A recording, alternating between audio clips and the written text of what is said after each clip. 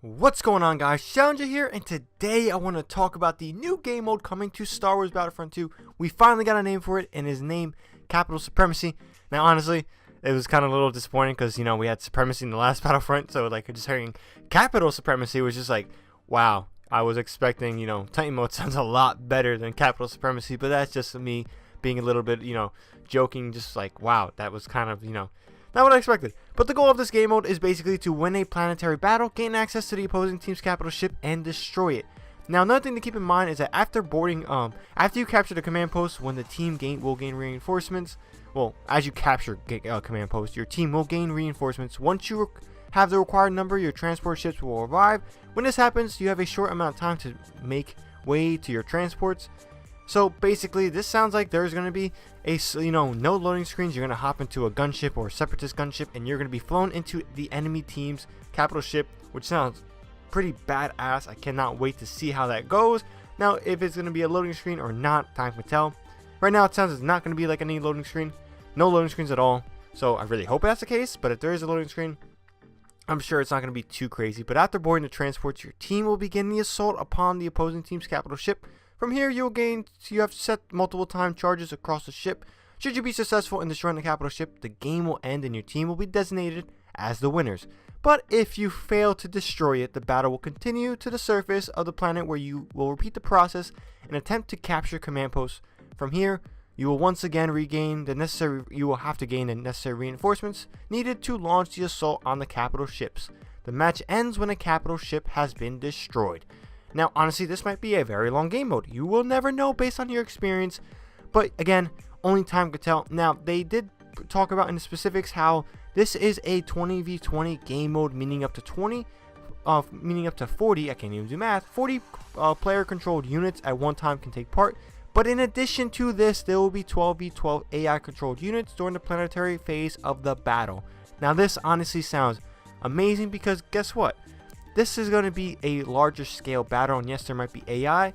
They talked about how they wanted to make the decision to include a bigger battle based off the scale of the Clone Wars, while not diminishing your odds as playing as the iconic heroes.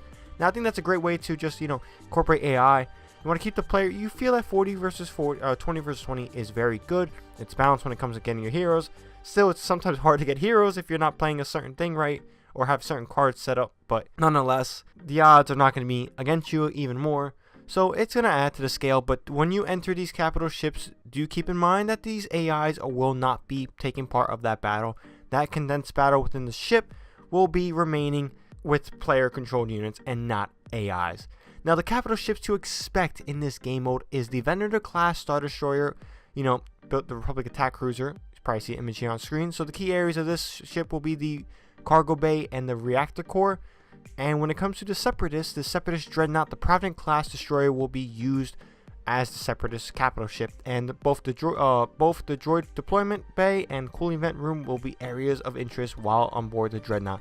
Now, again, when you're in these capital ships, I expect hallways to be connecting. I don't really think that they will not include hallways.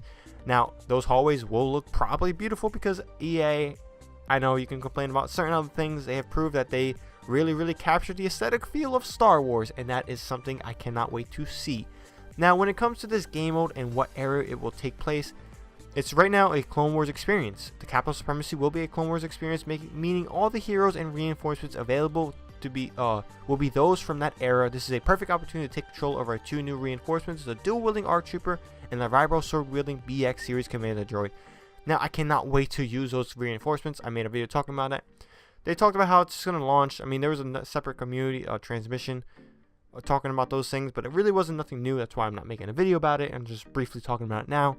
Now, they decided that you can only have 4 light side heroes and 4 dark side heroes. So light side will include Obi-Wan Kenobi, Anakin Skywalker, Yoda, and Chewbacca. The dark side heroes will be General Grievous, Count Dooku, Darth Maul, and Bossk. Now, no Palpatine, no Boba Fett. Probably because Palpatine was, not the Emperor we see him in the game, as well as Boba Fett was kind of a lot younger than he is. He's being showed off in the game, so don't expect those heroes. But yeah, as of right now, really excited to see how this Clone Wars era experience will play out. And they did talk about how at launch, Capital Supremacy will be available upon Geonosis, This isn't the Geonosis that you know from Galactic Assault or Heroes vs. Villains either. Our goal was to make an environment that was created specifically with the gameplay of Capital Supremacy in mind. So expect a new part of Geonosis to be showing up in this game mode. Expect some crazy shit to be happening, some crazy visuals, some all-out war, and I just cannot wait to get my hands on this game mode. But until next time, guys, hope you guys enjoy.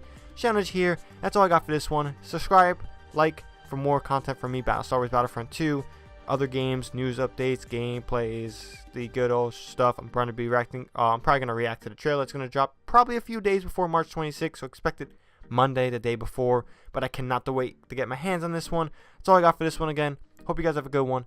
May the Force be with you always.